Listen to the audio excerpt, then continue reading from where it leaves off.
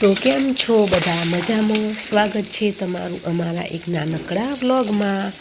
તો આપણે અડધી વાટકી પાણી મૂકી દીધું છે, તેમાં ગોળ પણ નાખી દીધું છે અને ઘી પણ નાખી દીધું છે. પાણી સરસ મજાનું ઉકળી ગયું છે.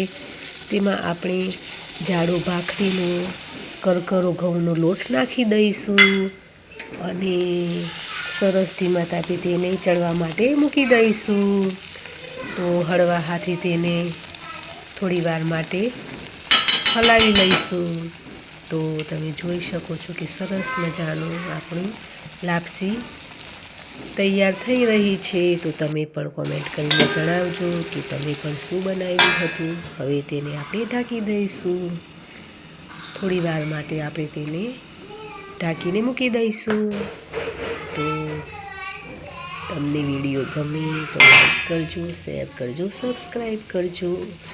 હવે સરસ મજાની આપણી લાપસી ચડી ગઈ છે. તો સરસ મજાની આપણી લાપસી થઈ ગઈ છે અને મગની દાળની ખીચડી પણ બનાવી હતી. તો સવારનો નાસ્તો બનાવ્યો છે. તો તમે પણ આવી જાઓ નાસ્તો કરવા. તો જોઈ શકો છો કે સરસ મજાની લાપસી થઈ ગઈ છે. તો આપણે સર્વિંગ પ્લેટમાં આપણે સર્વ કરી લઈએ.